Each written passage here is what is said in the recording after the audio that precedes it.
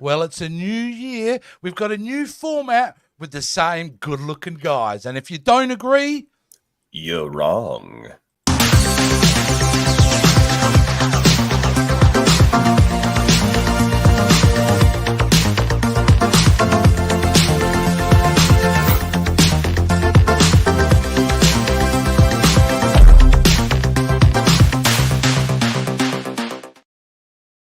well, happy new year to all. Welcome to 2024. Welcome back to If You Don't Agree, You're Wrong. How are you doing today, Jason? Oh my gosh, I am so happy to be back. It just seems like it has been a dog's age since we've done this show. We took kind of a holiday to rest, relax, and reconfigure. But we're back with a brand new show. We are back and with a better brand than new ever. show. That's right. We've got a couple of new things happening today, and we're going to start it off real quick with a brand new segment we're calling, what do we call it? Oh, that's right.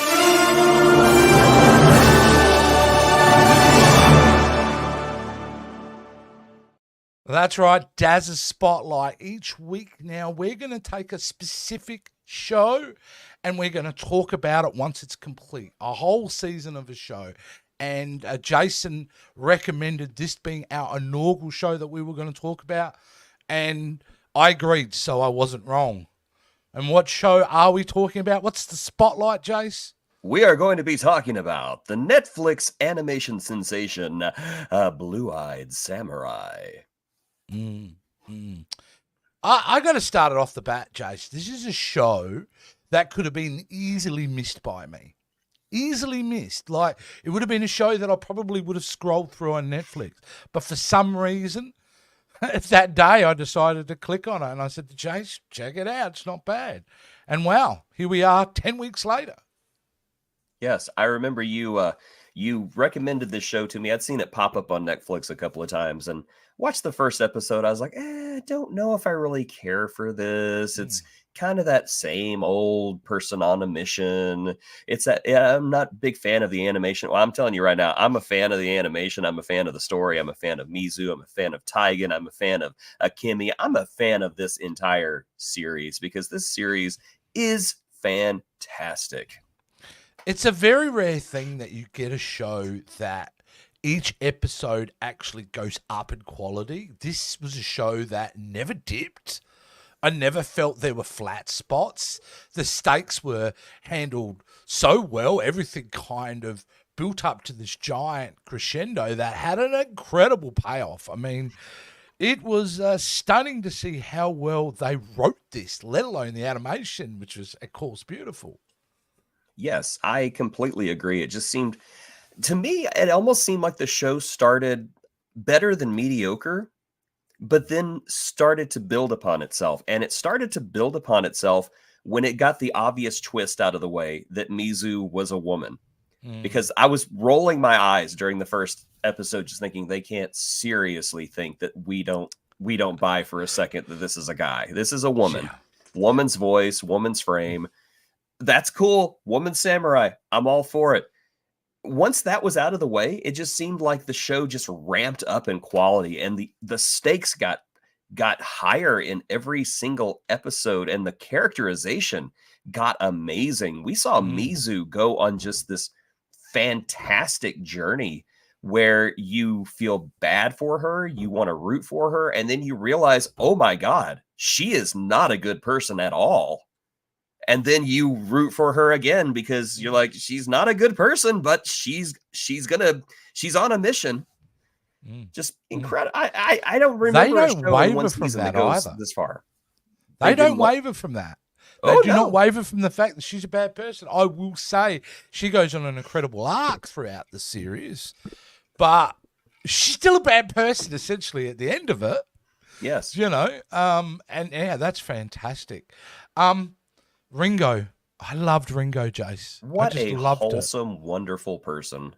The moral center of the entire series. And so good. And no hands. And he still makes himself very effective. Every scene with him. Oh, yeah. Every scene with him is just great. Just the scenes where he's talking because he just has this wonderful outlook on life. about how he just wants to be useful. Mazioka, who probably best known as his role from Hero in Heroes. Yeah. I only remember the show running one season, and then it was mysteriously Me too. gone. I don't know what Me happened too. to it. But yeah, it's almost the same character because Hero had this wonderful optimism about him.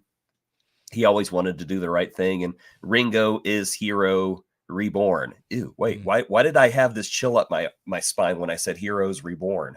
Oh yeah, no. What was that? Let's That move doesn't on from exist. that for sure. We're not doing that.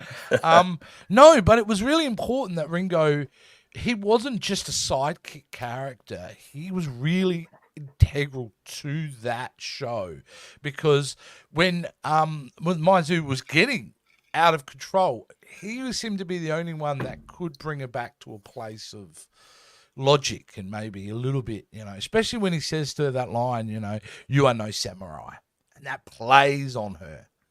Yeah, and it keeps it bugs echoing her. back to her. Yeah, it bugs her big time. I honestly think it's like the one outside thing aside from her quest that does bug her and does keep her up at night is Ringo being disappointed in her. Just goes to show you just what a fantastic character Ringo is. The other character that's worth talking about, because I wasn't a fan in the beginning, but ended up loving this character, was, basically Princess Akemi, who, it bugged me in the beginning because I'm thinking of stereotype characters. Oh, she's tough, but she's got a heart of... No, I actually like the arc of what they do to the character. She really grows strength throughout it, and I thought was absolutely... Just by the end of it, I'm like, oh, wow, I can't wait to see more of her. Yeah, who would have thought that London Tipton from The Sweet Life would be such a great character? Is that who she is? Yes, it is. I saw that. I know it's Brenda Song, but I don't know what she's from. I believe that it's the same actress. I could be completely wrong, but I think that it is. I think she is from The Sweet Life of Zack and Cody. Let me double check here just to make sure I'm not going to get in trouble. But yep, London Tipton. There we go. Fantastic. All right, so London Tipton, you see there is life after Disney Channel, and I have to agree. I really loved Akemi. I didn't like her at first, but seeing her journey, where she basically follows a man into just depravity and the gutter, and she thrives, and then she follows the man out of the gutter into a life of servitude where she thrives. And that's what I loved about the ending arc about her was, girl, you could run this country. Yeah. You could run this whole joint. And I fully believe she could. And when it dawns upon you in that moment, it has been built up because of all that, her resilience, that even as an audience member, you're sold that she should be leading that land. Leading that country. It's fantastic. Let's move on to one of my faves, Tigan. Tagan. Oh my Tagan, gosh, Tigan. This idiot. This guy. This guy. Oh who seemed one note, villainous kind of. He's going to be the thing napping at the heels throughout the entire series. Becomes again just such an important part of this journey, and certainly really important to Mizu as well.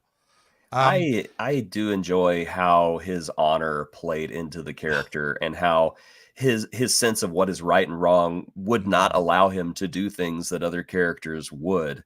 I also respect the fact that he's totally into Mizu and doesn't know she's a woman yet. There's a moment, which is really great.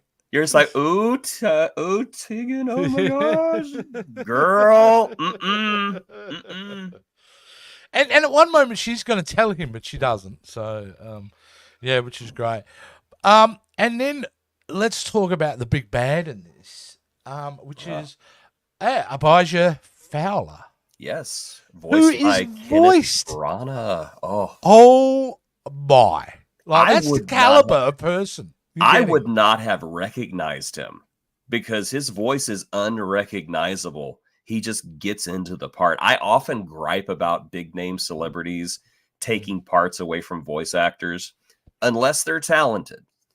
Kenneth Branagh is talented enough to pull off this just absolutely odious, disgusting human being. And Yeah. this is one of those classic characters you just love to hate. And I love to hate this guy. I mean, he gives off a little bit of a Ganondorf vibe here, but He he does. makes Ganondorf seem like a kindergarten teacher. My son said the same thing. He said, "Oh my Yeah. gosh, it's Ganondorf." I was like, "Oh my gosh, you're right. Now shut up. I'm trying to watch this. Get out of here. There's wieners in this show." I can't look. This is extremely R-rated for anyone out there. Do not have kids around while you're watching this because it is quite explicit. Even though it is a cartoon, they do not hold back on this one. It's gonna change the definition of peaches for you forever. Forever, and not in a cute Jack Black kind of song way. Very different. However, like this show, the other thing we should announce that it was officially announced on December 11th of last year is that season 2 will be coming. Which, I'm all for it. I'm here. Oh, look, I couldn't be more excited about it. I'm thrilled about it because I can't sell this show strong enough. Anyone who'd been watching regularly knew that we were actually talking about the early episodes each week. And you could tell we were in love with it there. I always get nervous around the last 2 or 3 episodes because as we've experienced this enough in time, Jason, sometimes it just can't stick the landing. But this thing not only stuck the landing, it just, I don't know, it's just solidified to me what, if given the scope and given the space to do it, beautiful art can come out of these scenarios. And this, to me, transcends animation, transcends live action. I consider this a bit of art. I really do. I think it's transcended in some ways.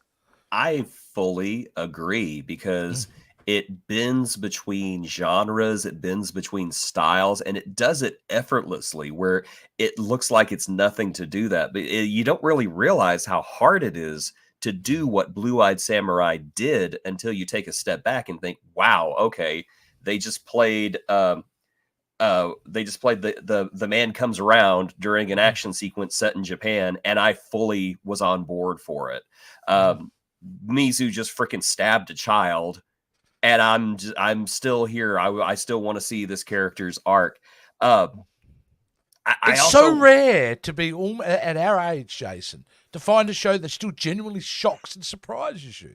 Oh, which the show does. You know what? The kid had it coming. I'm sorry. He had it coming. Don't fall in with a gang. Gangs are bad. I would be remiss to not mention the great George Takei, who plays Seki, who was just we were joking the other day that George Takei never changes his voice for a TV show, and nor should he, because he's George Takei with the sexiest voice ever. But also Kari Hiroyuki Tagawa as the swordsman. Legendary actor, legendary part. This is a stacked cast, absolutely stacked. Randall Park is in this show. I did not even realize Randall Park is Heishi Shindo. Yeah, he was perfect in it. He was so slimy. I was just like, oh my gosh, that's Randall Park. Randall Park is like, and we've never seen that from Randall Park. He's the friendliest guy, most wonderful person in the world, and he's just sitting there playing this whoremongering gangster who wants to kill the emperor and his family. And I'm just like, Randall, that's awesome. It's interesting to note that this is actually is a co-production between the United States and France. So it's actually, I believe, the origin is from France, which is, and when I think of it, I can see that little bit of a vibe in there. Just the way they made it, you know, as we know, they're a bit more patient. Like they don't have to have 75 cuts in 30 seconds of footage, you know. And I think that I'm just wondering how this worked out. You know, France calls the United States and goes, "Oui, monsieur, we have a proposition for you. We have a TV show we want to make with the Americans, America and France. What do you think?" Yeehaw! That sounds great. What show should we make? It's going to be about Japan. Yeah, Japan. There's going to be lots of boobies. I'm in. That is probably an accurate retelling of it. You know, you could actually put that down. That's we were going to put the boobies in it. Ah, brilliant. Nah, look, guys, this is a fantastic show. Get on That top does of it. If you explain haven't... that does explain the castle scene where the samurai are up on the castle going, "Go away, or I shall taunt you a second time. Yes. Yes. I Wow. fart in your general direction. Your mother was a hamster and your father smelt of elderberries." Do you know this year, that is a 50-year-old reference this year. It's That's still crazy, older eh? than me, so I'm fine with it. That's still funnier than most things done today, too. It is. It's hilarious. All right, guys, we've done it. We've pitched it to you. If you're not watching Blue-Eyed Samurai, you're wrong, right? You've got to be watching, got to be checking it out. It is definitely one of the best shows from 2023, without question, I think, when I look back. We pitched the show just like Tigan pitched a tent. Oh, all right, let's move it on. That was it. Check it out. Yeah. Oh, before we move on to the next segment, we've got a couple of comments. That's from our regular Fairy Penguins. How are you? Good afternoon, gentlemen. Happy New Year. I've just started watching Blue-Eyed Samurai. I love it. Watching it in Japanese with subtitles. I haven't even considered that yet. I'll have to try that. No, neither have I. So you've blown our mind there, Fairy Penguins. That is, the show I want to rewatch anyway. I think I'm going to rewatch it like that. It's a brilliant idea, actually. I like that plan. Sci-Fi Queens is stopping and saying hello, of course. And yes, of course, Happy New Year's. Happy New Year to you, Sci-Fi Queens. Absolutely. All right. Okay, let's move it over now. We're going to do our next new segment, which we're calling, Rapid...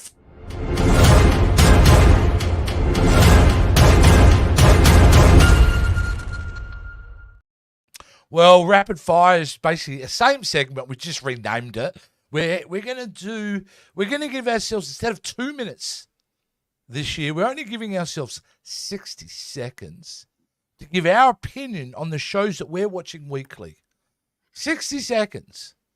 I'll be lucky to say 3 words because I'm that slow. But we'll do our best, won't we, Jason?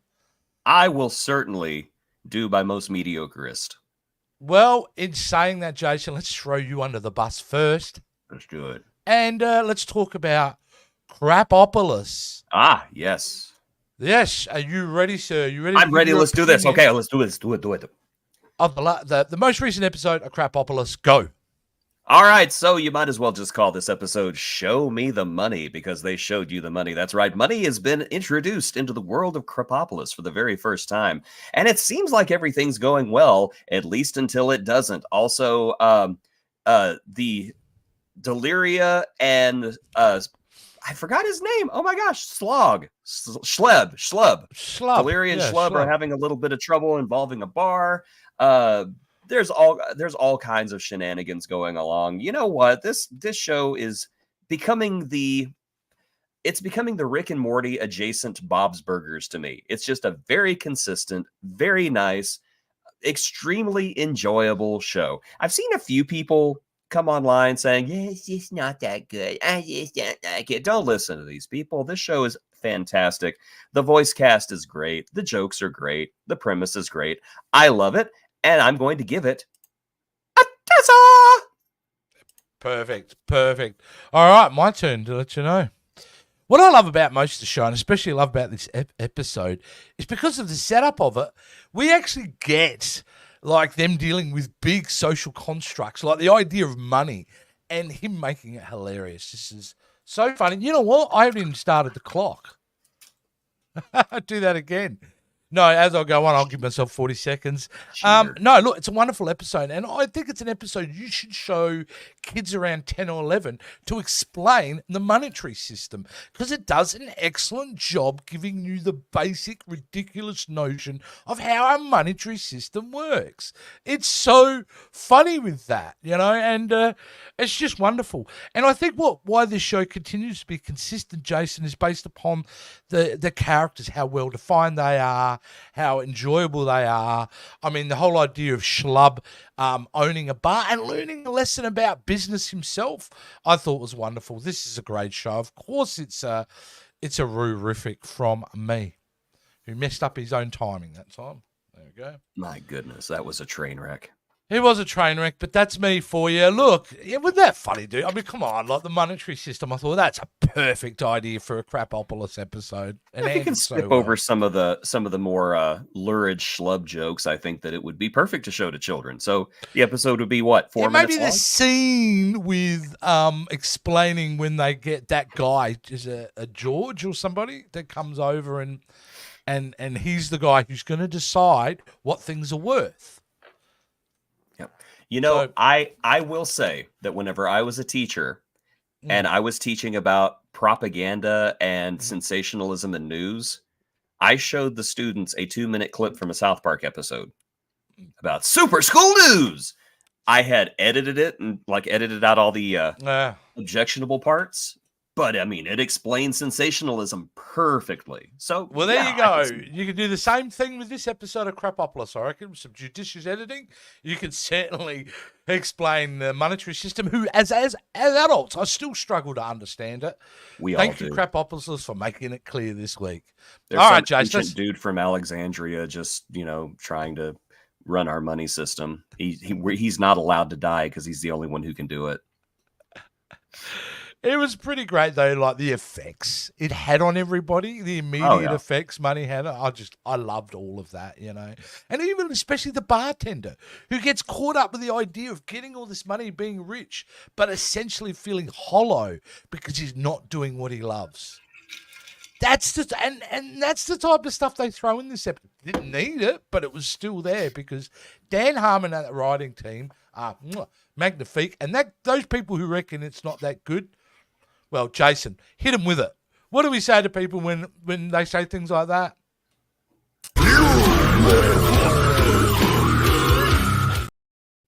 That's it. 100%. They're wrong. All right, Jace, let's move it on to the next episode of television that we're doing, and that is, well, Bob's Burgers. Good old, reliable Bob's Burgers. I'm going to give you my opinion what I thought of this episode this week. I don't know if I'm just biased at this point, but I just love everything they do in this episode. I love Beef Hemoth is a burger that I want to eat. That's what I want to eat. I'd probably do the whole thing myself. But then the idea of Bob having to go and save his friend out in the woods, it's just a beautiful show, isn't it? I mean, it's everything about it is sweet and wholesome. It's like getting a warm hug every week, Bob's Burgers. Nah, exceptional. And to be honest with you, I can't even believe I'm going to say this. I don't even need a minute to tell you guys that this, again, show deserves, for the first episode back in 2024, an Ultra Dazzer. That's what I believe. All right. Thanks for paying attention that whole time. I appreciate that. I don't know what you're talking about. Yeah. All right. You ready to have a crack Okay. at Bob's Burgers? Am I ready? Can I? Yep. I'm ready. Let's do it. All right. Okay, go. Start that clock. So this was just a fun, low-key adventure with Bob trying to save Teddy while the kids and the mom basically destroy the restaurant. I just got to echo everything that Jay said. It is just a fun, low-key, and very enjoyable show. I honestly don't even remember ever seeing an episode that I would ever consider even bad in any degree. I'm sure they exist. I just haven't seen them. You also hardly ever see episodes that really show Bob and Teddy are friends. Teddy, for the most part, seems like somebody Bob puts up with. But here, you can tell Teddy and Bob are very fond of each other. They are friends. And I thought it was very wholesome. Plus, the mystery was a lot of fun. Who knew that you got aftershave from Witch Hazel? I'm giving it a Dazza, a Rurific. I liked it. I don't think it was quite worthy of an Ultra Dazzer, but it's still great. You know why? Because I lost my mind when Teddy said, I think I'm claustrophobic. Oh my God, I think I'm claustrophobic. Like halfway through the episode, several hours of being stuck in there. I love Teddy so much. He's great. Yes. Yeah. No, fantastic. All right, we're getting some comments here. Let's bring it on. All right. Hey, what's up, guys? This is from Joe. Joe from Captain's Quadrant. Hello, Joe. Hello, Joe. Blue Eye Samurai is dope. It is You're a dope. dope. It is dope because you're watching it after we said it because we're the dope people who told you it was dope. We're the That's what you think dopiest is dope. people you will ever see. Absolutely. Here we go. What was that? What is the Abhorrent Don? I put Don. I'm wearing my favorite colon. Yes. Me too. There's nothing like spraying your colon on to really start your day. I'm pretty. Don't you happy with my just colon love too. the smell of a good colon? There we go. We made Joe laugh, so that worked. Yeah. Here we go. Is Homeboy playing the Switch rather than listen? He needs all the practice he can get, so that's why I don't mind.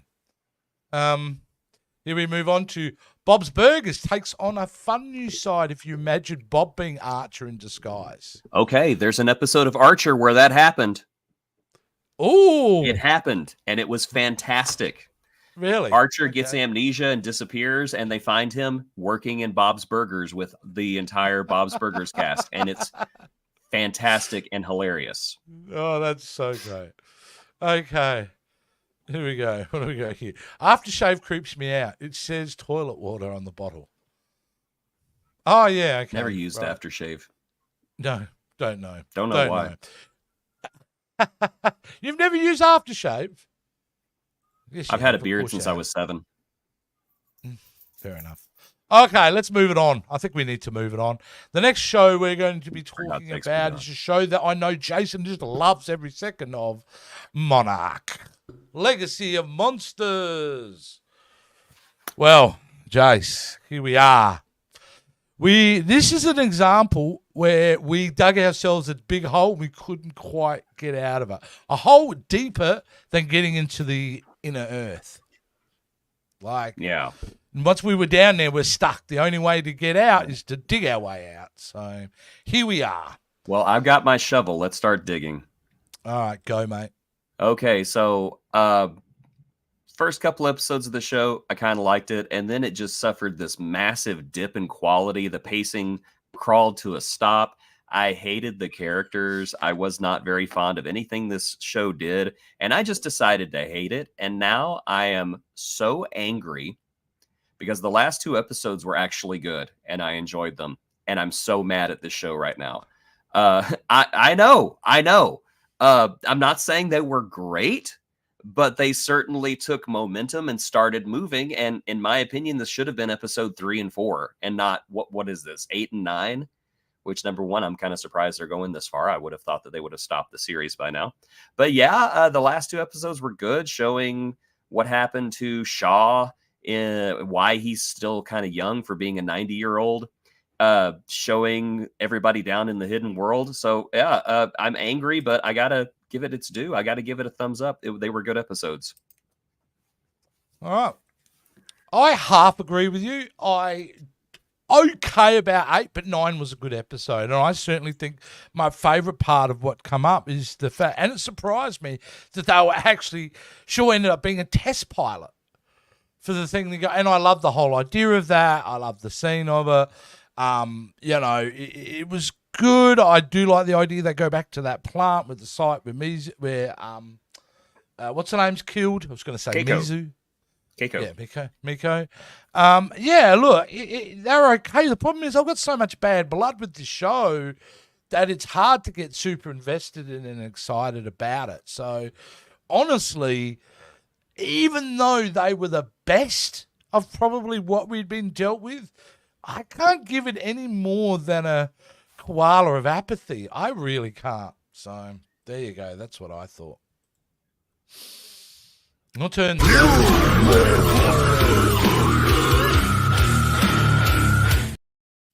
No, I'm not. Yeah, you are. All right. You're half wrong, at least. Well, that ends our segment, our little rapid fire segment.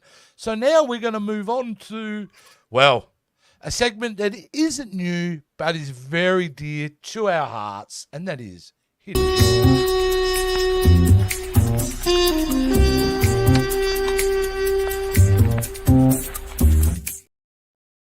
All right, Jace.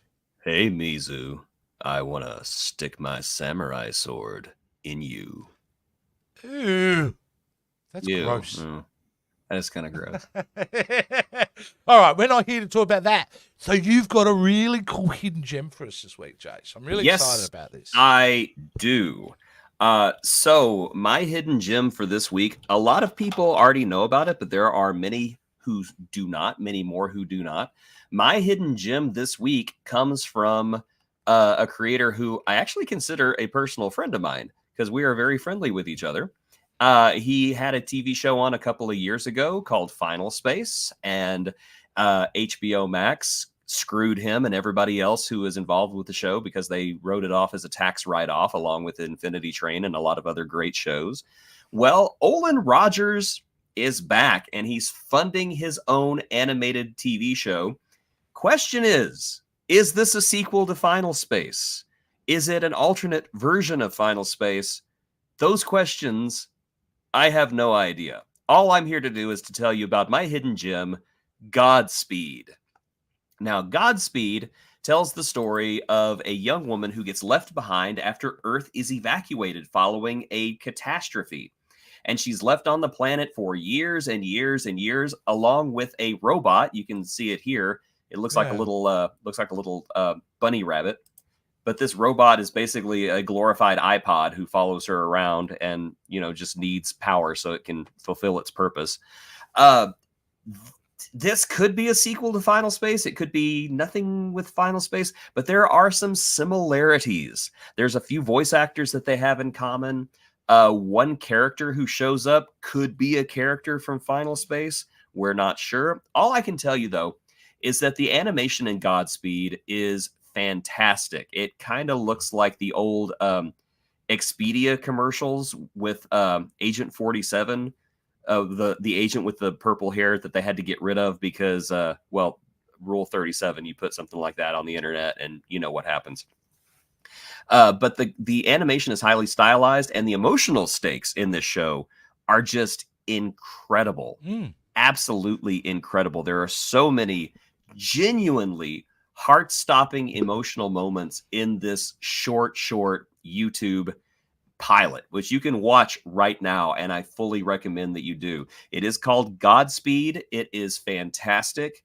I do think that they raised up enough money to make more episodes, and if not, well, you know what? They're still kickstarting, so get over there and make your donation.